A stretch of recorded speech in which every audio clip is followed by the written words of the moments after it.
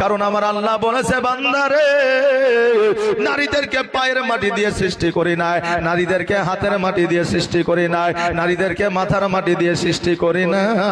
কারণ আমি আল্লাহ জানি আমি যদি নারীকে পায়ের মাটি দিয়ে তৈরি করতাম নারীরা পুরুষের পায়ের তলায় থাকতো, আমি যদি নারীকে হাতের মাটি দিয়ে তৈরি করতাম নারীরা পুরুষের হাতের মুষ্টের মধ্যে থাকতো, আমি যদি নারীকে পুরুষের মাথার মাটি দিয়ে তৈরি করতাম নারীরা পুরুষের মাথার উপরে উঠে নাচতো। কিন্তু আমি আল্লাহ পায়ের মাটি দিয়ে তৈরি করি নাই, হাতের মাটি দিয়ে তৈরি করি নাই, মাথার মাটি দিয়ে তৈরি করি নাই, আমি পুরুষের বক্ষস্থলের বাম পাঁজরের মাটি দিয়ে নারীকে তৈরি করেছি।